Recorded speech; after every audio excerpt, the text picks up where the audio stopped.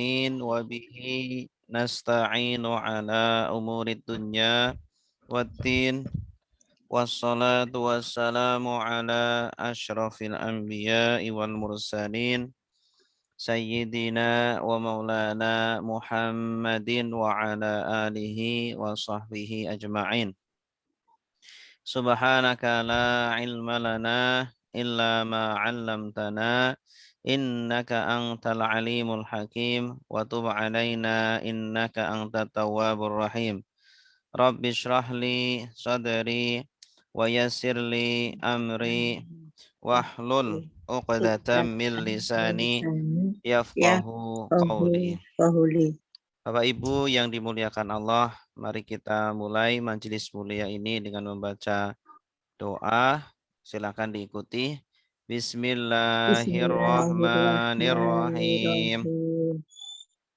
Raditu billahi rabba wa bil islami dina wa bi Muhammadin nabiyya wa rasula.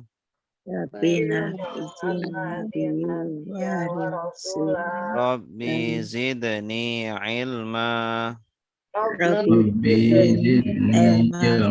warzuqni fahma. Amin ya rabbal alamin. Bapak Ibu yang dimuliakan Allah, alhamdulillah di pagi hari ini, hari Sabtu, Allah masih memberikan kita kesempatan untuk bisa hadir di majelis ilmu.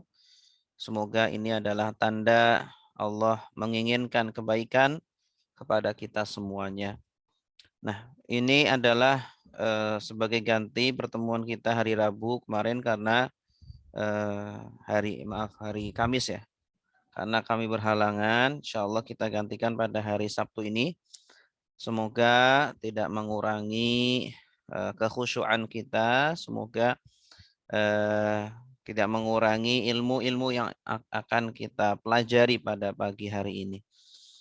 Baik Bapak Ibu yang dimuliakan Allah, insya Allah kita akan melanjutkan kajian tentang kitab Al-Hikam. Karangan Al-Imam Ibnu Athaillah As-Sakandari rahimahullahu ta'ala yang disyarah oleh Asy-Syaikh Muhammad Sa'id Ramadan Al-Buti rahimahullahu ta'ala rahmatan wasi'ah. Semoga Allah subhanahu wa ta'ala memberikan rahmat kepada keduanya, kepada Imam Ibnu Athaillah As-Sakandari dan juga Asy-Syaikh Muhammad Sa'id Ramadan Al-Buti. Semoga menerangi kuburnya dan semoga dijadikan kuburnya sebagai raudhah min riyadil jannah. Kita semuanya yang masih hidup semoga diberikan keberkahan, diberikan hidayah ya untuk terus berada dalam ketaatan, dalam kebaikan dan dalam keistiqomahan. Amin. Ya rabbal alamin. Semoga kita semuanya nanti dikumpulkan bersama mereka, para ulama-ulama yang mulia, dengan para sahabat dan dengan baginda agung Nabi Muhammad sallallahu alaihi wasallam. Amin ya rabbal alamin. Bapak Ibu yang dimuliakan Allah, hikmah yang ke-14 ini ya berjudul Jalan Menggapai Ma'rifat. Ya. Ma'rifat ini adalah tujuan utama setiap hamba, yaitu mengenal Allah Subhanahu wa taala.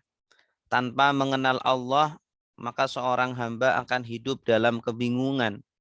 Ya, dia terombang-ambing kehidupannya. Kalaupun dia beriman, kalaupun dia beribadah, maka ibadahnya pun ya seperti hampa. Ibadahnya pun tidak bisa dinikmati. Nah, tetapi orang yang sudah mengenal Allah Subhanahu wa taala, maka keimanannya terus meningkat, tumbuh dan terus. Ya, dia merasakan kenikmatan dan semakin nikmat dalam beribadah kepada Allah Subhanahu wa taala sehingga timbul kerinduan untuk bertemu dengan Allah Subhanahu wa taala. Nah, maka Bapak Ibu kita perlu belajar ya. Untuk bisa ma'rifat kepada Allah itu ada ilmunya. Ya, bukan laduni ya tiba-tiba celing kita pinter gitu. Enggak, tapi perlu belajar dan perlu diamalkan. Nah, maka dari itulah Al-Imam Ibnu Athaillah As-Sakandari pada hikmahnya yang eh, ke 14 ya, maaf masih salah. 14 beliau mengatakan kaifa yusyriku qalbun suwarul akwani muntabi'atun fi mir'atihi. Ya, bagaimana mungkin kolbu akan bersinar? Hati kita itu bisa bersinar, Bapak Ibu. Ya, bersinarnya bukan bersinar seperti lampu, tetapi bersinar ya terang. Kita bisa merasakan nikmatnya ibadah. Ya, tidak ada malas dalam beribadah. Selalu ingin terus beribadah. Itu arti dari bersinar kepada Allah. Selalu merasa dilihat oleh Allah. Itu makom muraqabah atau melihat Allah ya, tetapi dengan hatinya itu makom musyahadah. Itu hati kalau sudah bersinar seperti itu ya, dia bisa memantulkan ya cahaya dengan sangat baik. Tetapi ketika hati gelap ya, hati penuh dengan noda, karena setiap maksiat ya yang kita lakukan akan meninggalkan noda hitam, akan meninggalkan noktah hitam yang ada di dalam hati kita, maka semakin banyak kita bermaksiat, berbuat dosa, maka semakin banyak noktah-noktah hitam tersebut sehingga hati menjadi gelap ya, sehingga hati menjadi hitam dan tidak bisa memantulkan cahaya dengan baik. Ibarat cermin, ketika kita berkaca di hadapan cermin, kalau cerminnya itu kotor ya, cerminnya hitam, maka tidak akan nampak muka kita dengan jelas. Ya, tetapi ketika cermin itu bersih, cermin itu jernih, kita bisa melihat dengan jelas penampakan dari wujud kita semuanya. Nah, orang yang sudah ma'rifat dengan Allah pun seperti itu. Dia akan bisa selalu merasakan Allah. Melihat makhluk-makhluk Allah, maka yang terfikirkan adalah Allah. Ya, ketika dia melihat ciptaan Allah, ya gunung yang begitu besar, dia langsung teringat Allah. Betapa besarnya Allah ya dengan menciptakan alam semesta ini yang sangat dahsyat ya. Bahkan benda-benda yang ada di sekitarnya pun ya akan menambahkan keimanannya kepada Allah. Nah, bagaimana bisa hati bersinar? Bagaimana mungkin kolbu bisa bersinar sedangkan bayang-bayang dunia masih terpampang di cerminnya? Ya, suwarul akwan, ya, bayang-bayang dunia muntabi'atun masih terpampang fi mir'atihi di dalam cerminnya ya, artinya pikirannya yang difikirkan selalu dunia, yang dibicarakan selalu dunia ya, yang menjadi kepentingannya selalu dunia, investasi dunia, pekerjaan dunia ya, semua kepentingannya ya adalah dunia, tercerminkan dengan apa yang sering dibicarakan olehnya. Nah ini. Tetapi kalau orang yang sudah mulai bersinar hatinya, yang dibicarakannya tidak dunia melulu ya, atau bahkan akhirat terus. Yang dibicarakan bagaimana dia bisa berinvestasi untuk akhirat. Yang dibicarakan bagaimana agar dia selamat nanti di akhirat. Yang dibicarakan bagaimana dia nanti bisa berkumpul dengan Nabi Shallallahu Alaihi Wasallam bersama sahabat-sahabatnya nanti di surga. Itu yang menjadi visi misi kehidupannya. Begitu. Am kaifa yarhalu ilallah. Bagaimana mungkin akan bisa pergi menyongsong ilahi, bisa pergi ya atau suluk kepada Allah Subhanahu wa taala. Bisa sampai kepada Allah Subhanahu wa taala. Wa huwa mukabbalun bi syahawatihi, sedangkan dia masih terbelenggu dengan syahwat-syahwatnya. Ya, syahwat itu ibarat belenggu ya yang mengikat seorang hamba. Ya, orang kalau terikat dengan sesuatu maka tidak bisa bergerak. Ya, dia tidak bisa berjalan, terikat ya. Ada rantainya sehingga tidak bisa sampai kepada Allah Subhanahu wa taala. Dan maksiat itu seperti belenggu. Ya, seperti orang yang sudah dirantai di lehernya, dia tidak bisa kemana-mana. Itu. Maka kita harus melepaskan diri kita dari maksiat tersebut. Karena maksiat itu menjadi candu, ya. Orang akan ketagihan dengan maksiat itu. Awal-awal mungkin hanya coba-coba, tetapi kemudian lama-kelamaan dia ketergantungan dengan perbuatan tersebut. Begitu. Am kaifa yatma'u an yadkhula hadratallah. Bagaimana mungkin akan bertemu dengan hadiratnya Allah, ya, kehadiratnya Allah. Wa huwa lam yatatahhar min janabati ghafalatihi. Sedangkan dia belum bersuci, ya, dari kotoran kelalaiannya. Ya, jadi dia sering sekali lalai dari Allah Subhanahu wa taala. Jarang berzikir kepada Allah, jarang sholat, jarang ibadah, jarang baca Al-Qur'an, ya, jarang hadir di majelis ilmu, bahkan tidak mau hadir di majelis ilmu, ya. Dia sukanya hadir di majelis dunia, majelis sendagurau, majelis permainan-permainan dunia saja. Ya, maka tidak bisa hadir kepada hadiratnya Allah Subhanahu wa taala, bertolak belakang. Ya, antara dunia dengan akhirat bertolak belakang. Ya, kita tinggal milih mau dunia atau akhirat. Am kaifa yarju an yafhama daqa'iqal asrar wa huwa lam yatub min hafawatihi.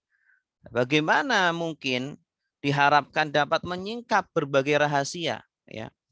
Orang yang sudah ma'rifatullah itu dia itu, ya, bisa memahami rahasia-rahasia penciptaan Allah, ya. Bisa merasakan bagaimana Allah Subhanahu wa taala menciptakan alam semesta ini dari yang mulai kecil sampai yang paling besar. Semuanya itu adalah perbuatan Allah Subhanahu wa taala dan semuanya itu penuh dengan rahasia-rahasianya Allah. Ketika dia makan, melihat ada nasi di depannya, ada lauk dan semuanya yang tersedia di depannya itu yang teringat adalah Allah. Ya Allah, bagaimana bisa makanan yang seperti ini yang asalnya berasal dari daerah yang jauh, ya, saya pun tidak tahu dari daerah mana, ya, kemudian ditanam, kemudian panen, kemudian di resmil, kemudian dibawa ke kota, kemudian dijual, kemudian saya beli, kemudian saya masak sampai menjadi seperti ini. Allah betapa dahsyatnya mengatur alam semesta ini, ya. Seandainya saja mungkin petaninya mogok, tidak mau menanam, ya pasti nggak bisa makan kita. Atau ternyata di tengah perjalanan, ya, ada terjadi musibah apa sehingga berasnya tidak sampai ke kota, tidak akan bisa makan kita. Dan segala hal dan yang lain-lainnya yang bisa jadi menjadikan kita tidak bisa menikmati makanan tersebut. Tetapi Allah Subhanahu wa taala mengizinkan sehingga kita bisa menikmatinya. Nah, bagaimana dia bisa memahami rahasia-rahasia penciptaan Allah, ya? Maka biasanya orang yang orang yang sudah sampai ke makom itu, dia itu banyak merenung, ya. Tidak suka banyak bercanda, ketawa ketiwi, suka kesibukannya adalah kesibukan dunia, tidak. Dia lebih banyak merenung, dia lebih banyak bertaubat kepada Allah dari bermacam kekeliruannya yang dia lakukan, begitu. Bahkan, ya, orang-orang yang sudah makomnya tinggi itu, ya, ketika sesaat saja tidak berzikir kepada Allah, dia menganggap itu adalah dosa, ya. Dia menganggap itu adalah sebuah keburukan, gitu. Ya, kita tidak berzikir berjam-jam, berhari-hari pun biasa saja terkadang seperti itu. Gitu. Baik, Bapak Ibu yang dimuliakan Allah, itulah tentang hikmah kita pada pagi hari ini. Nah, sekarang kita akan membahas secara detail dari hikmah yang tadi kita bacakan. Bagaimana hati bisa bersinar? Nah, ini. Kita tentu semua dari kita ingin hati kita bersinar. Hati yang bersinar adalah hati yang sehat, ya, hati yang tidak pucat, tidak sakit. Hati yang bersinar itu dia akan selalu rindu kepada Allah, rindu untuk bertemu dengan Allah, rindu untuk beribadah, gitu. Nah, dia lebih memilih akhirat daripada dunia. Itulah hati yang bersinar. Bagaimana bisa kita memiliki hati yang bersinar, yang di mana hati bersinar ini atau hati yang sehat ini syarat kita bisa masuk ke surganya Allah. Jadi dalam Al-Quran Allah berfirman, yauma la yanfa'u malun illa wala banun illa man atallaha biqalbin salim. Hari di mana tidak bermanfaat harta dan anak-anak kecuali yang datang kepada Allah dengan hati yang selamat, hati yang sehat, hati yang bersih, bersinar. Itu nanti akan dipersilahkan Allah masuk ke surganya. Nah, tapi kalau hati kita masih bermasalah, maka akan dicuci dulu di neraka. Na'udzubillahi min dzalik. Nah, orang jika selalu mengarahkan dirinya kepada cinta dunia, ya, dan berupaya mati-matian untuk mendapatkannya, maka akan tercetak di dalam hatinya cinta dunia. Ya, ayo harus dapat mobil tahun ini, semangat, gambate, gitu kan. Harus beli rumah tahun ini, semangat, gambate. Kadang secara dohir bagus gitu ya. Ayo sekarang harus targetnya harus 5M perusahaan ini ya. Nah, yang selalu dipikirkan di dalam pikiran seperti itu, seperti itu, seperti itu. Sehingga ya yang tercetak di dalam hatinya pun cinta dunia begitu. Cinta dunia, dan ini kalau terus-menerus dilakukan akan menjadikan dia itu cinta dunia dan tidak akan bisa, sulit untuk cinta akhirat. Karena itu dua hal yang bertolak belakang ya. Ya, orang kalau nggak cinta dunia ya cinta akhirat. Kalau nggak cinta akhirat ya cinta dunia. Tidak akan dua hal ini bertemu. Ya, seperti orang yang antara orang yang bergerak dengan diam itu tidak bisa dikumpulkan ya. Satu orang, dia bergerak dan diam, nggak bisa. Kalau nggak bergerak ya diam. Kalau nggak diam ya bergerak. Salah satu dari keduanya itu, gitu. Ya, diam contohnya lagi apa ya? Antara basah dengan kering gitu. Ya, kalau nggak basah ya kering gitu. Nah, dua hal yang tidak bisa yang bertemu gitu. Maka kita sebagai seorang muslim ya, kalau ternyata selama ini yang menjadi pikiran kita, kepentingan kita adalah dunia terus ya, maka kita harus membersihkan itu sedikit demi sedikit untuk memahami hakikat kehidupan kita di dunia ini bukan dunia ini. Hakikatnya adalah kita akan kembali kepada Allah. Kita itu sedang menuju kepada Allah, sedang suluk ya. Suluk itu meniti perjalanan menuju kepada Allah. Dunia ini hanya sebentar sekali. Ya, bahkan di dalam sebuah ayat kan, wa inna yauman 'inda rabbika ka alfi sanatin mimma ta'udun, dan sungguh satu hari di sisi Tuhanmu itu seperti 1000 tahun. Ya, jadi di akhirat itu satu hari itu seperti 1000 tahun di dunia.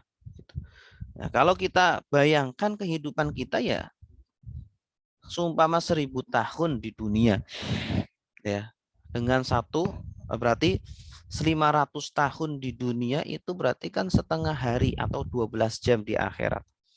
Kalau seperempat hari berarti 6 jam di akhirat, berarti sama dengan 250 tahun di dunia. Ya, 3 jam di akhirat sama dengan 125 jam 125 tahun di dunia. 1,5 jam di akhirat sama dengan 62,5 tahun di dunia. Itulah umur manusia. Itu. Umur manusia rata-rata segitu, 60 tahun ke atas ya, 60 sampai 70. Nah, jadi itu seperti usia 1,5 jam di akhirat. Jadi di dunia itu seperti 1,5 jam saja kita itu. 1,5 jam sih berapa ya? Ya, kita seperti perjalanan dari jalan kaki dari tempat kita berada sampai berapa kilo saja. Jadi di dunia itu sangat sebentar sekali. Maka merugilah orang yang hanya tujuan utamanya adalah mengumpulkan dunia ini saja. Maka kita harus sedikit demi sedikit memahami hakikat kehidupan kita di sini adalah untuk menuju akhiratnya Allah. Maka lebih cintalah kita kepada akhirat daripada dunia. Nah, orang yang terus-menerus dia sibuk dengan dunia, memikirkan dunia, kepentingannya adalah dunia, maka hatinya itu akan tertutup. Allah Subhanahu wa taala berfirman, "Kalla bal rana ala qulubihim ma kanu yaksibun." Sekali-kali tidak. Bahkan apa yang mereka kerjakan itu telah menutupi hati mereka. Ya, setiap hari berbuat dosa, berbuat maksiat, atau pikirannya hanya pikiran-pikiran dunia saja, sehingga hatinya tertutup, sulit untuk bermunajat dengan Allah, sulit untuk menikmati manisnya beribadah dengan Allah. Makanya ada sebuah doa bagus sekali ya dari Syekh Sya'rawi. Beliau mengajarkan kepada kita untuk berdoa, Allahumma urzuqni lazzata ta'atik. Ya, Allahumma rzuqni lazzata ta'atik. Ya Allah, berilah kami rizki untuk menikmati manisnya atau lezatnya ketaatan kepadamu. Wahrimni lazzata ma'siyatik, dan halangilah kami dari manisnya bermaksiat kepadamu. Gitu. Orang kenapa bermaksiat? Karena merasa manis, merasa lezat dengan maksiat tersebut. Kita minta kepada Allah agar kita tidak bisa merasakan manisnya maksiat. Ya, sehingga nggak nafsu dengan maksiat. Maksiat nggak nafsu dengan maksiat. Nafsunya dengan ibadah. Gitu. Kemudian manusia tersebut memang bersyahadat. Orang memang banyak yang bersyahadat. Sudah muslim, KTP-nya juga muslim. Ya, bahkan dia sudah mengenal mana yang baik dan yang buruk. Dia sudah mempelajari tentang syariat Allah, tetapi dia tetap bermaksiat, ya, dia tetap korupsi, dia tetap mencuri, dia tetap lalai dari Allah Subhanahu wa taala. Kenapa? Karena ilmunya ini tidak masuk ke dalam hatinya, ya. Ilmu ini tidak masuk ke dalam hatinya, hanya ada di dalam pikiran, akal pikirannya saja, atau di dalam mulutnya saja. Kemudian yang ketiga, akal ini hanya penerang. Akal, pikiran itu hanyalah penerang. Ya, ilmu itu masuk ke dalam akal. Akal ini akan menerangi sehingga mengetahui mana yang baik, mana yang buruk. Kemudian yang mengendalikan perbuatan kita, tubuh kita untuk bergerak ke A atau ke B, kanan atau kiri, maju atau mundur, itu adalah hati kita. Hati inilah yang menggerakkan mengendalikan setir kita. Itu hati. Makanya tidak heran banyak orang yang berilmu, banyak orang yang sudah tahu tapi melanggar gitu. Ya. Karena apa? Karena baru ilmu saja, belum masuk ke dalam hatinya. Tapi kalau dua-duanya sudah dapat, hatinya sudah dapat, masuk ke dalam hatinya ilmunya tersebut, maka dia akan takut kepada Allah. Ya, maka dia akan mengamalkan ilmunya tersebut sehingga hatinya akan bersinar. Makanya dari sinilah hati ini harus disucikan. Ya, hati harus sedikit demi sedikit disucikan dari dunia, dari maksiat, dari syahwat-syahwat, kemudian diisi dengan akhirat, diisi dengan ibadah. Ya, orang nggak mungkin dia akan memasukkan kebaikan-kebaikan ke dalam hati sebelum hatinya dicuci dulu. Kita mau ngisi botol dengan air yang bersih, yang buat minum. Ya botolnya kalau kotor gimana? Ya harus dibersihkan dulu. Oh ya, tidak mungkin botolnya masih kotor, masih banyak noda-noda, masih banyak kotoran kuman-kuman. Masa diisi dengan minuman yang bersih? Ya, enggak, harus dicuci dulu. Dicuci dulu dari maksiat-maksiat ya. Bagaimana cara membersihkan, mensucikannya itu? Dengan cara bertobat kepada Allah. Ya, dan bertobat ini dilakukan setiap hari. Kita bertobat kepada Allah. Karena terkadang kita tidak tahu, ya, kita sudah berbuat dosa berapa banyak, kita tidak tahu. Ternyata banyak sekali belum kita taubati. Rasulullah pun setiap hari bertobat gitu. Harus bertobat, kemudian tobatnya tobatan nasuha, tobat yang benar-benar jujur. Ya, tidak hanya tobat-tobatan kemudian balik lagi, ya, tobat sambil balik lagi. Harus meninggalkan maksiat tersebut, meninggalkan hawa nafsu tersebut, kemudian diisi dengan ibadah, diisi dengan zikir, diisi dengan membaca Al-Quran. Makanya tidak heran di sini Allah Subhanahu wa taala berfirman, watlu alaihim naba'alladzi atainahu ayatina fansalakha minha fa'atba'ahu syaitan fakana minal ghawin. Ya. Dan bacakanlah kepada mereka berita tentang orang yang telah kami berikan kepadanya ayat-ayat kami, pengetahuan tentang isi Alkitab. Maksudnya adalah orang-orang Yahudi. Orang-orang Yahudi itu orang-orang pintar, orang-orang yang sudah diberi ilmu sama Allah, diberi kitab suci. Mereka berilmu, kemudian dia melepaskan diri, ya. Mereka melepaskan diri dari ayat-ayat tersebut. Artinya apa? Mereka tidak mau mengamalkan ilmu tersebut, tidak mau mengajarkannya kepada orang lain, bahkan memalsukannya dan menyesatkan orang lain, ya, apalagi mengamalkannya, tidak. Lalu dia diikuti oleh setan. Akhirnya ya dia diikuti oleh setan, ya, walaupun berilmu tetapi akhirnya disesatkan oleh setan gitu. Walaqad syi'na la rafa'nahu biha walakinnahu akhlada ilal ardi. Kami menghendaki sesungguhnya kami tinggikan derajatnya dengan ayat-ayat itu. Kalau mereka mau ya mengamalkan isi ayat-ayat tersebut, pasti Allah akan naikkan derajatnya. Ya, orang-orang yang berilmu ini kan Allah akan naikkan derajatnya. Yarfa'illahu alladhina amanu minkum walladzina utul ilma darajat gitu. Asalkan dia mau mengamalkan ilmu-ilmunya tersebut, kami akan tinggikan derajat-derajatnya. Tetapi dia cenderung kepada dunia, menuruti hawa nafsunya yang rendah, maka perumpamaannya itu seperti anjing, ya.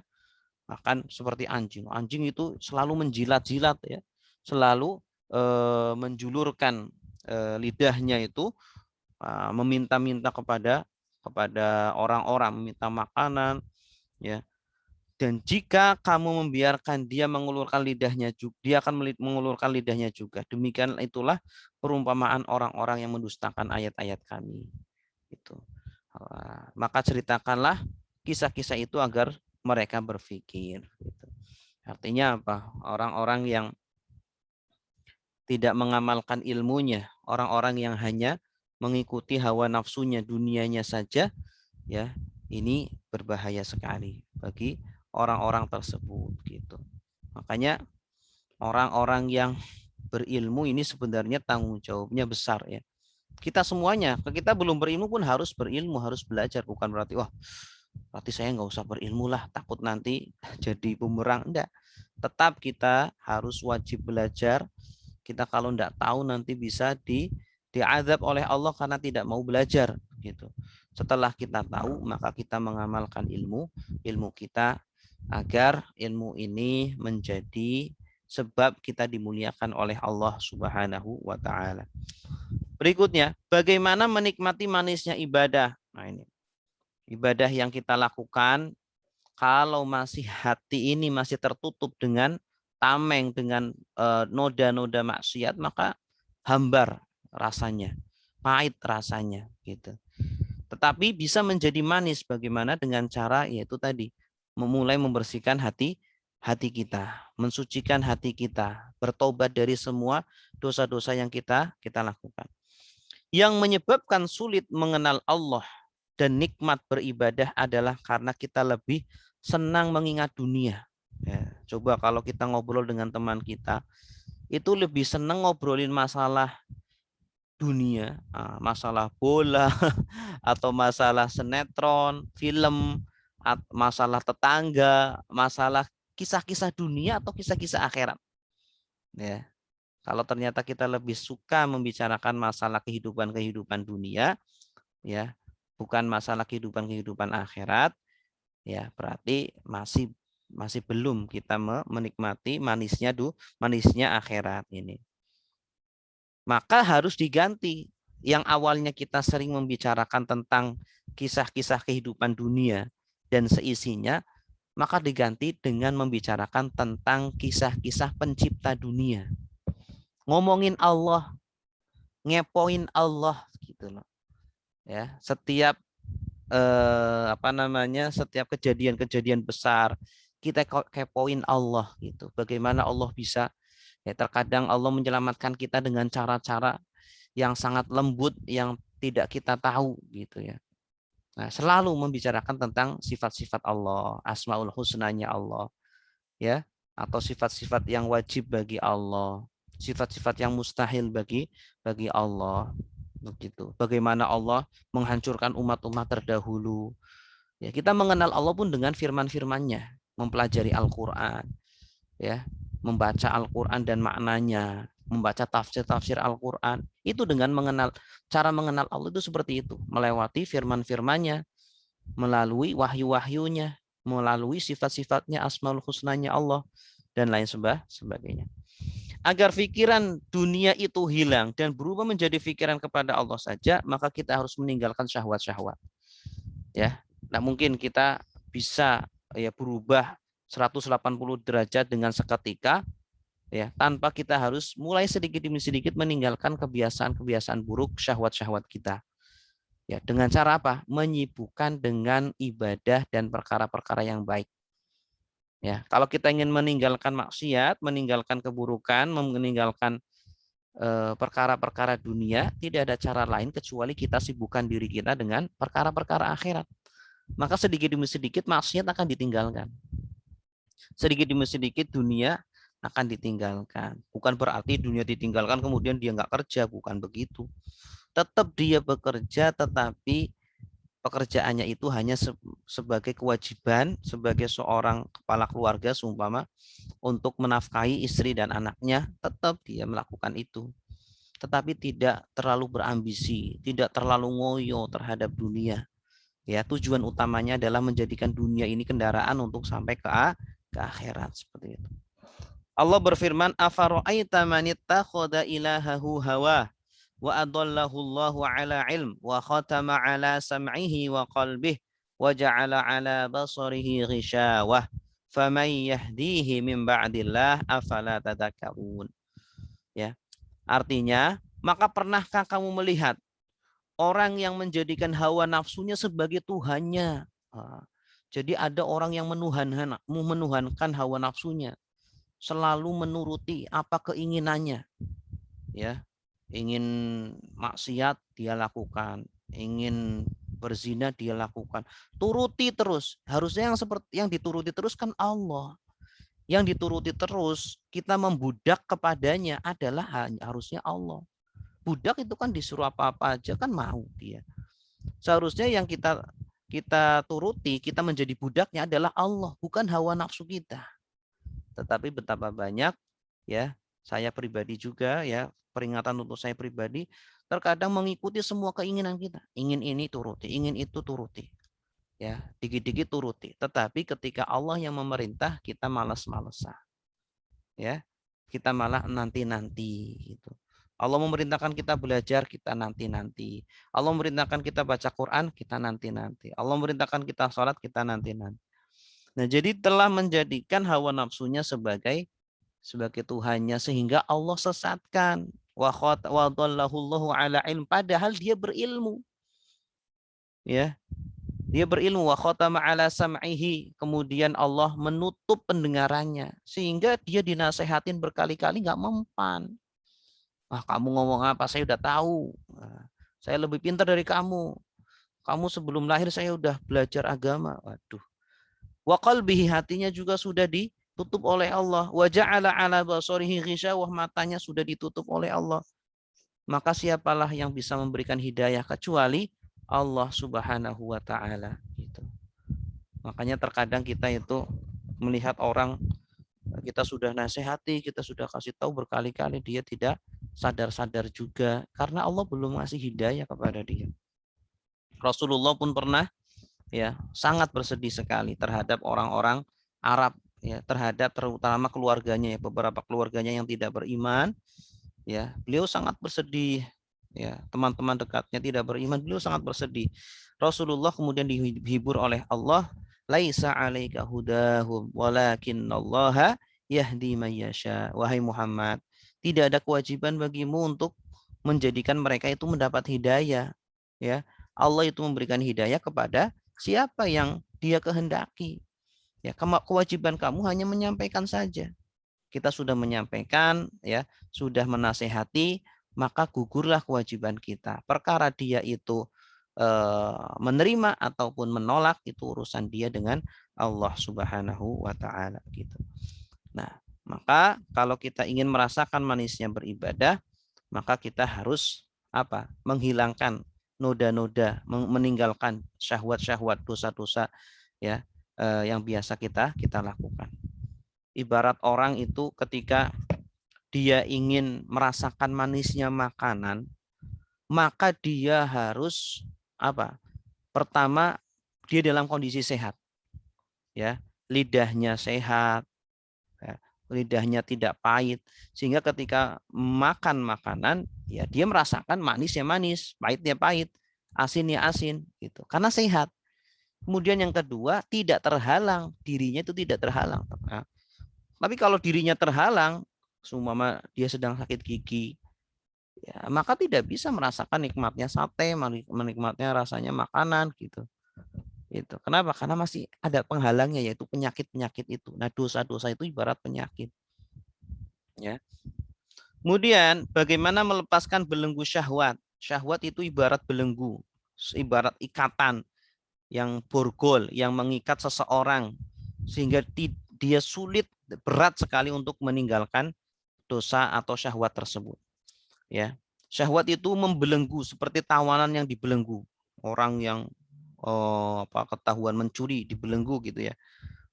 Untuk bisa melepaskan belenggu itu manusia harus mensucikan dirinya dari sifat lalai kepada Allah.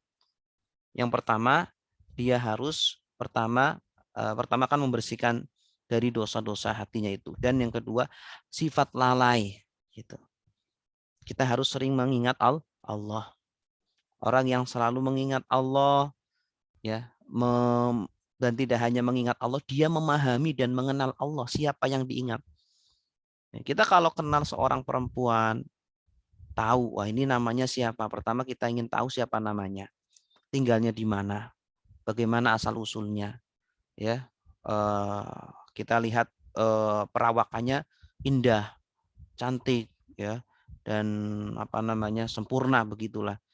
Semakin kita mengenal, maka ketika kita menyebutnya ada getaran cinta di dalam hati kita.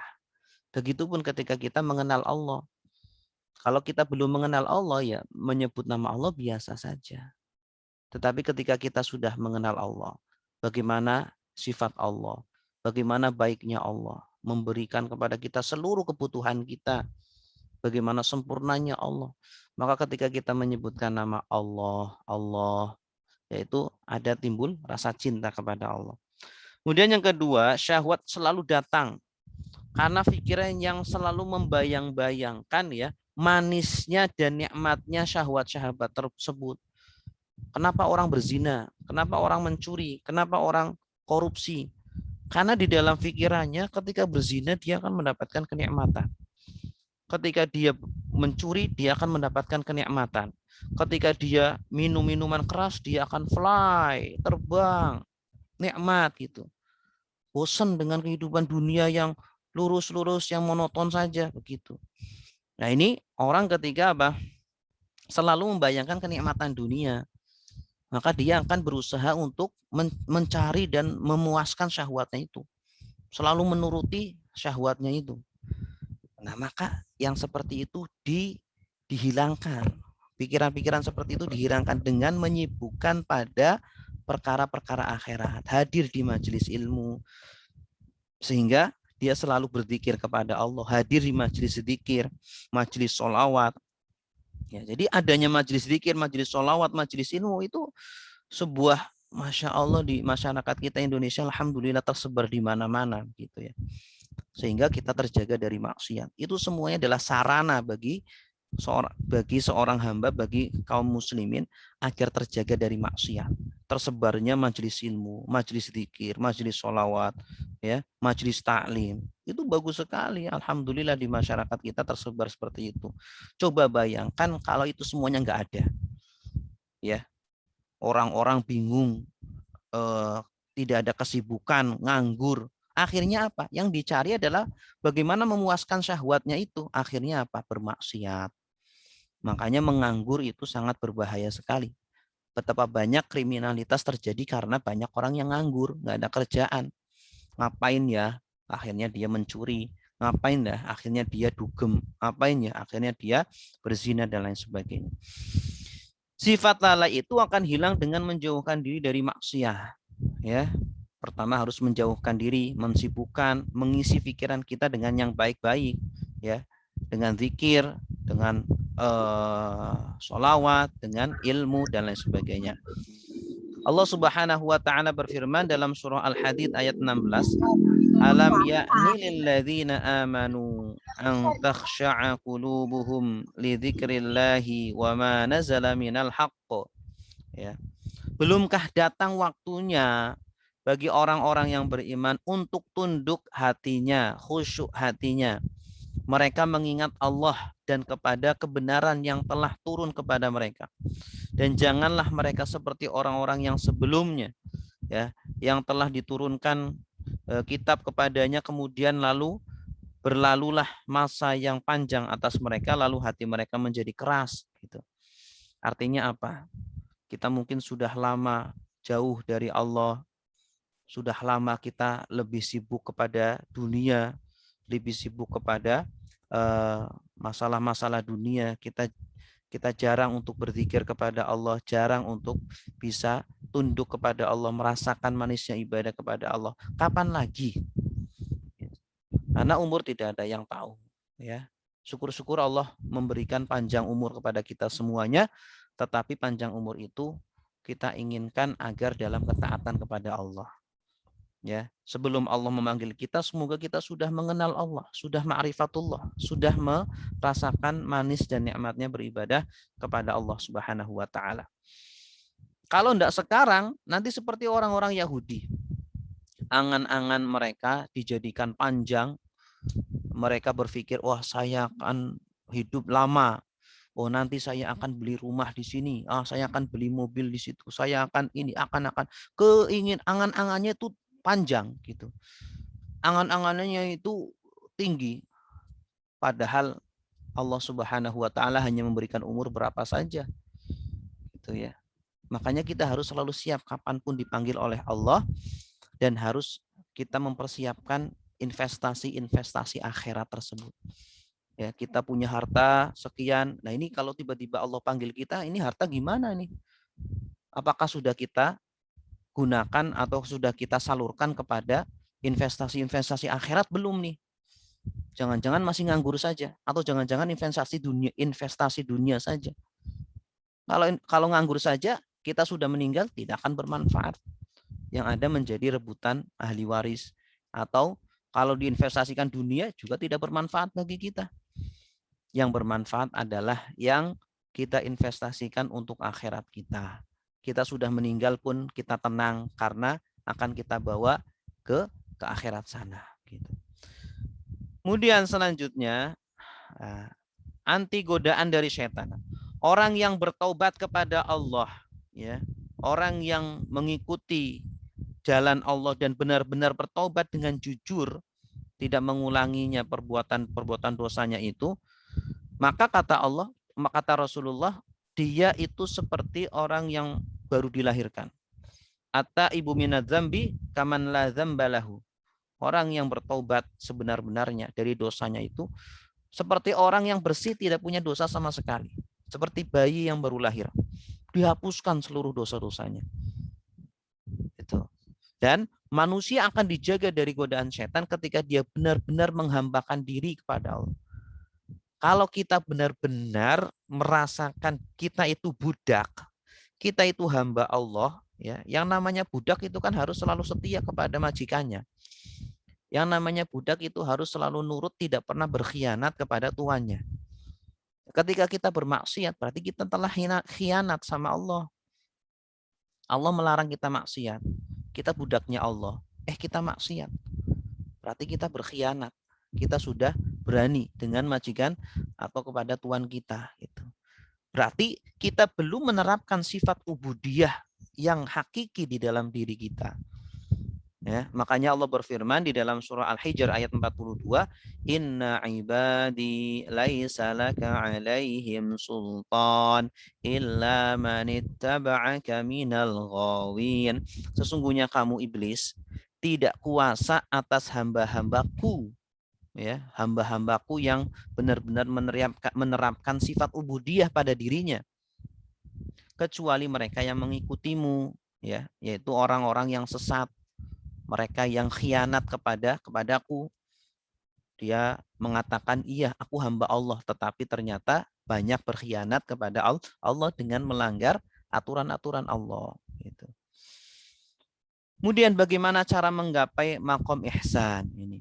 Ketika orang ya sudah menerapkan sifat ubudiyah pada dirinya, membersihkan dirinya dari segala macam noda dosa, ya maka dia akan mencapai puncak tertingginya yaitu makom ihsan.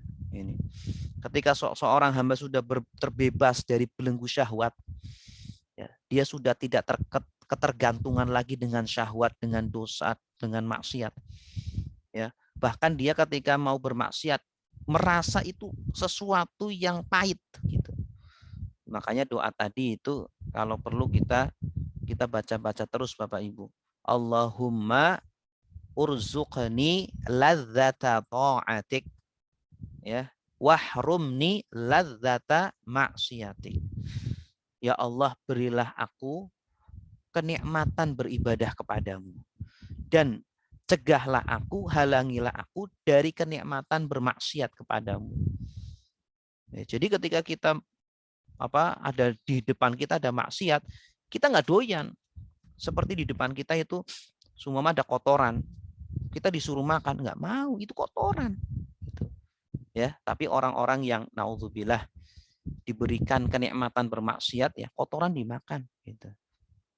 Nah, makanya perbuatan zina itu adalah perbuatan yang keji, kotor, perbuatan yang kotor itu bagi orang-orang yang sudah diberikan hati yang suci, yang diberikan oleh Allah pandangan yang benar gitu. Nah, orang yang ingin mencapai makom ihsan, maka dia sebagaimana yang dijelaskan di dalam hadis Nabi Shallallahu Alaihi Wasallam, ya, jika dia jika merasakan hadir di hadirat Allah, ya, maka dia pertama harus membebaskan diri dari belenggu syahwatnya, tidak ketergantungan dengan maksiat. Ya, selama ini apakah ada kita ketergantungan dengan sebuah maksiat, dengan sebuah syahwat? Semoga Allah Subhanahu wa taala melepaskan kita dari belenggu tersebut gitu. Kemudian yang kedua, harus benar-benar merasakan sebagai hamba yang hakiki di hadapannya Allah, sebagai hamba yang merdeka. Orang ketika menghambakan diri kepada dunia, maka dia seperti dibelenggu. Dia tidak bebas.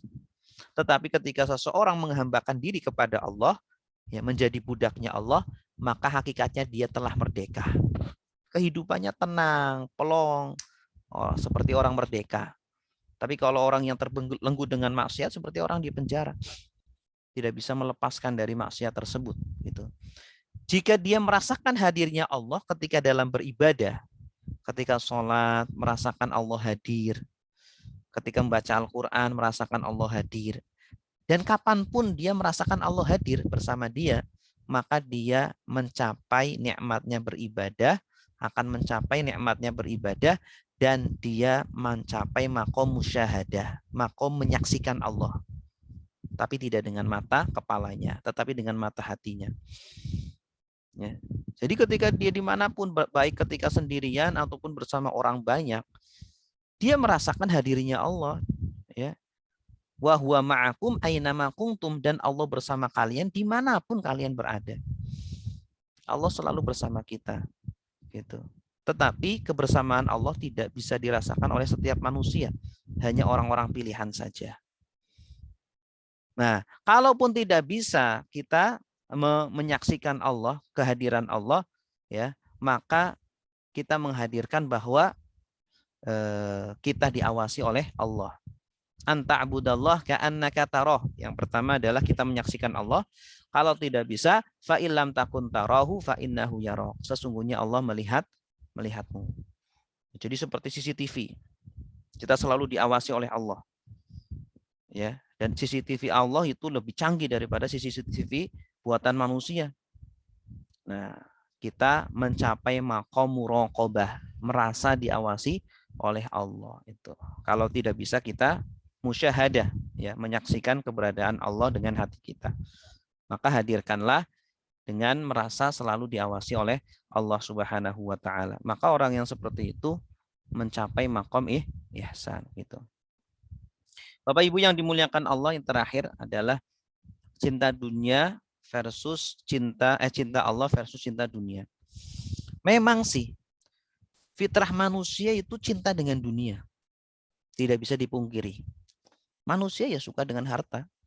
Manusia suka dengan lawan jenis, suka dengan jabatan, suka dengan ketenaran, suka dengan pujian. Ya, manusia fitrahnya memang seperti itu. Ya, tetapi kalau manusia mau memahami bahwa yang memberikan dunia itu adalah Allah, yang memberikan materi adalah Allah, yang memberikan jabatan adalah Allah, yang memberikan ketenaran adalah Allah, maka dia pasti akan lebih cinta kepada Allah daripada dunia itu. Masalahnya kita setiap kali mendapatkan nikmat, mendapatkan dunia, kita lupa dengan pemberi hakiki itu siapa. Padahal yang memberikan itu semuanya adalah Allah. Ya.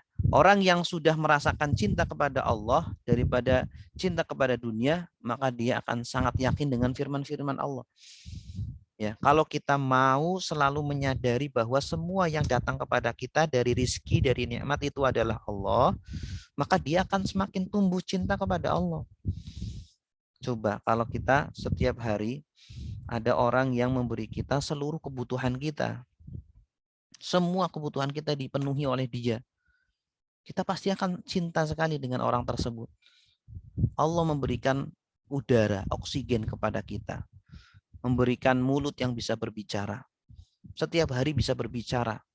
Ya, kalau sumpama ada pulsanya, pulsanya nggak habis-habis. Mata bisa melihat, telinga bisa mendengar, terus Allah berikan kepada kita semuanya. Nah, kalau semakin kita tanamkan seperti itu, maka kita akan semakin cinta kepada Allah dan dia akan selalu yakin bahwa akhirat di atas dunia, akhirat di atas segala-galanya. Dia yakin dengan firman-firman Allah seperti surah Al-Ghafir ayat 39, ya qaumi innama hadhil hayatud dunya mata' wa innal akhirata hiya darul qarar. Wahai kaumku, sesungguhnya kehidupan dunia ini hanyalah kesenangan sementara, mata, kesenangan sementara.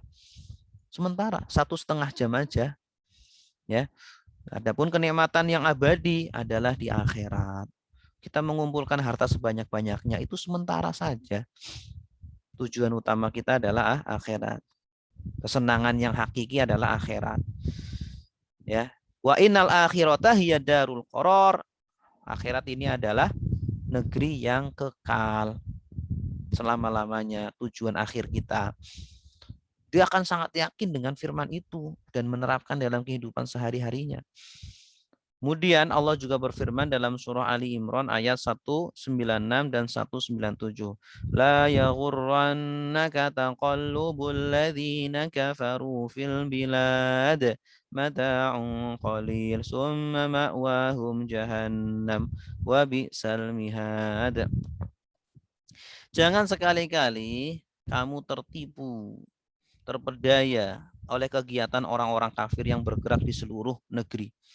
Kita terkadang melihat orang-orang kafir itu bisa keluar negeri, jalan-jalan, bisa bisnis ke seluruh negeri begitu ya.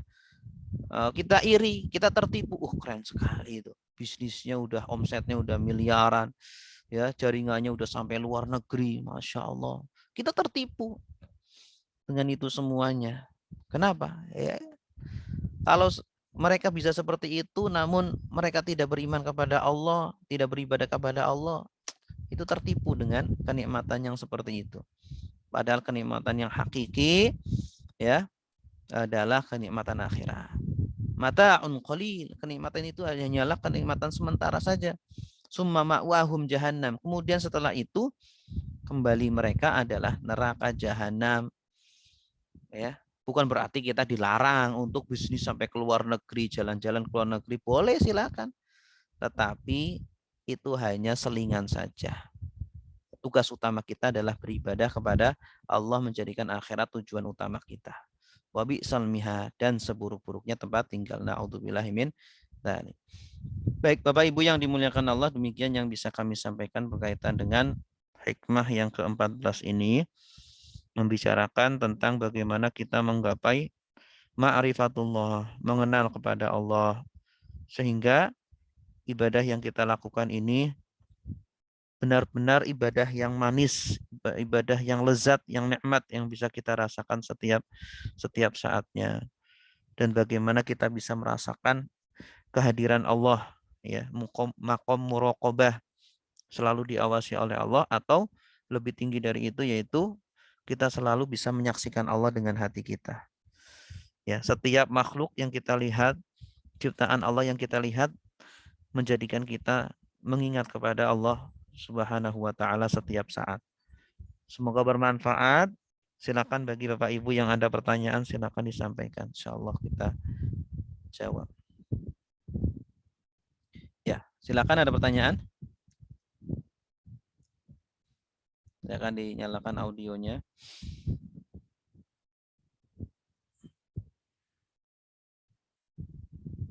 Halo? Halo? Ya Ustaz. Ya, silakan, ada pertanyaan?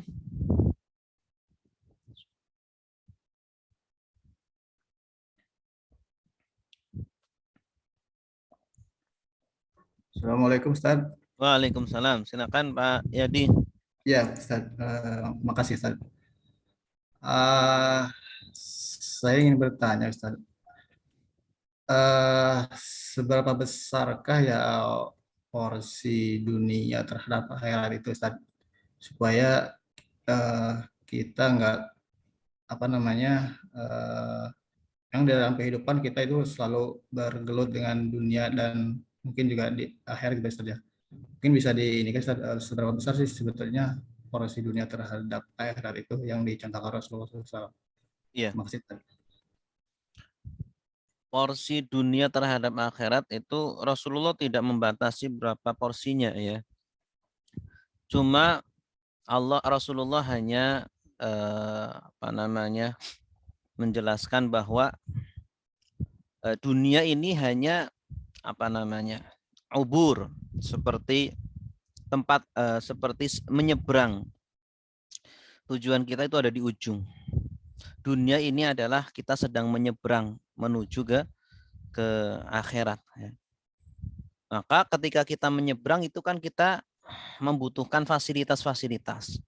Kita butuh kekuatan, butuh kesehatan, butuh tempat untuk menyeberang agar kita selamat.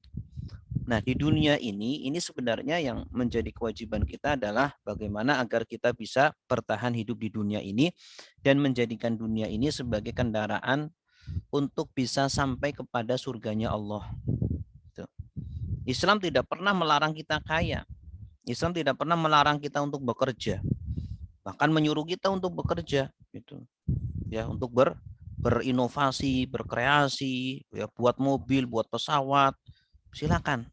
Tetapi dunia ini jadikanlah sebagai tumpuan atau sebagai kendaraan kita untuk mencapai ridhonya dan surganya Allah Subhanahu wa taala. Dan bisa kita itu bekerja sambil beribadah kepada Allah, ya. Orang yang setiap hari bekerja belum tentu dia itu tercela, tidak. Ya, dia bekerja sambil dia berzikir dalam pekerjaannya, dia juga belajar dalam pekerjaannya, ya, belajar agama juga, ya, kewajiban-kewajiban terhadap perusahaan atau kepada Allah juga ditunaikan. Itu yang baik, hamba yang baik seperti itu, dan dia bermanfaat bagi orang banyak dengan harta yang dia kumpulkan, itu luar biasa bagus, seperti para sahabat dahulu, ya. Abu Bakar As-Siddiq, Utsman bin Affan, Abdurrahman bin Auf, mereka itu para saudagar-saudagar kaya, para pedagang-pedagang yang ulung, ya. Mereka juga berdagang, tetapi mereka tidak memasukkan harta atau dunia ke dalam hatinya. Mereka hanya menjadikan harta dan dunia sebagai wasilah agar dia bisa beribadah, agar dia bisa berinfak yang banyak kepada kaum muslimin, bisa membantu banyak kaum muslimin yang kekurangan, yang du'afa gitu. Nah, itulah yang diinginkan oleh Allah, yang diinginkan oleh Rasulullah. Ya, di mana harta yang kita miliki ini, kata Rasulullah kan, ya, yang artinya ya kurang lebih bahwa apa yang rizki kita itu hanya 3. Manusia itu rizkinya 3. Yang kita pakai lalu akan hancur, ya. Pakaian akan hancur, rumah akan hancur, mobil akan hancur atau akan kita tinggalkan. Dan di akhirat sudah tidak bermanfaat lagi. Kedua, makanan yang kita makan kemudian akan menjadi kotoran. Dan yang ketiga, sodakoh yang kita sedekahkan, harta yang kita sedekahkan, dan itulah yang akan kekal abadi. Nah, jadi kita lebih banyak memberikan kemana nih? Mengalokasikan harta kita kemana nih? Apakah untuk makanan, ya, kita makan semahal-mahalnya, sebanyak-banyaknya, sebanyak-banyaknya orang makan ya sehari paling berapa kali gitu ya. Apakah untuk pakaian, untuk membeli pakaian yang banyak atau segala hal yang kita pakai di dunia ini, ya, atau untuk sodako. Kalau yang ditabung bagaimana? Kalau yang tabung ya itu sebenarnya belum menjadi rezeki kita. Karena kan tujuan utama harta adalah untuk kita nikmati. Ditabung memang nikmat. Ya, saya nikmat menabung banyak. Ya, itu belum menjadi rezeki kita. Bisa jadi tiba-tiba kita meninggal, udah kita nggak bisa menikmati apapun. Ya, makanya harta yang menjadi rezeki kita sebenarnya itu 3. Yang kita makan, yang kita pakai, dan yang ketiga yang kita sedekahkan. Yang kita makan itu habis, yang kita pakai akan habis, dan yang kita sedekahkan akan kekal abadi sampai di akhirat. Wallahu a'lam bishawab. Jelas Pak Yadi? Ya Ustaz, artinya setiap apa yang kita usahakan itu berarti mindsetnya adalah akhirat semua gitu ya Ustaz ya. Iya, seorang muslim itu mindsetnya selalu akhirat. Mindsetnya selalu akhirat. Orientasinya selalu akhirat. Boleh kita ada orientasi dunia, boleh silakan. Tetapi mindset utamanya adalah akhirat. Kita ingin untung sekian, untung sekian, untung sekian. Nah, setelah sudah untung mau kemana lagi pertanyaannya? Iya kan? Mau kemana lagi? Untuk memuaskan hawa nafsu, untuk memuaskan syahwat atau nafsu kita. Nafsu itu kalau kita puaskan akan minta yang berikutnya. Akan minta terus-terus. Makanya dalam sebuah hadis kan, anak Adam itu dia kalau diberi 2 lembah emas, dia akan minta lembah yang ketiga. Emas yang ketiga. Lembah itu seluruhnya emas. Ya, orang sekaya-kayanya orang mungkin nggak sebanyak itu emasnya ya. Itu kalau dikasih dua lembah, dia itu minta yang ketiganya. Berarti nafsu itu nggak ada puasnya. Kita kalau ingin memuaskan nafsu di dunia itu nggak akan ada puasnya. Ya, kita akan puas itu dengan beribadah kepada Allah, dengan menghambakan diri dengan hakikatnya seorang hamba kepada Allah gitu. Itu kalau kita mau menghambakan diri kepada Allah itu nafsu akan terkendalikan, akan terkontrolkan, dan kesibukan kita hanya untuk Allah gitu. Ya, ada lagi silakan.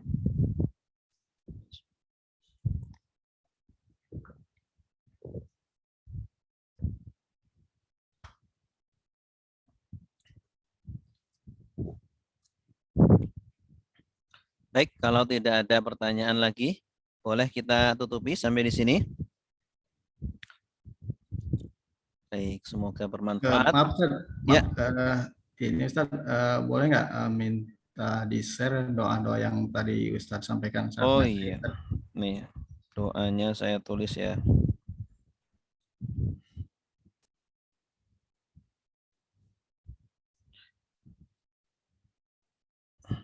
Atau nanti saya share di grup ya. Iya, boleh Ustaz. Iya, oke. Ya, makasih Ustaz. Ya. Jazakallah. Bagaimana sholat dengan khusyuk? Ini pembahasannya panjang, Ibu, tentang sholat dengan khusyuk. Panjang. Ya, pada intinya saya kasih ringkasannya.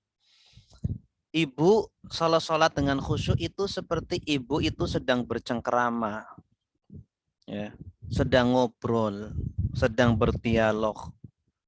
Kalau kita kedatangan tamu, ya, tamunya ini kalau orang asing ngobrol dengan orang tersebut, gimana rasanya? Biasa saja, ya, mungkin nggak ada rasa apa-apa gitu ya. Kalau perlu pengen cepetlah itu biar pulang gitu, orang ngapain sih gitu kan.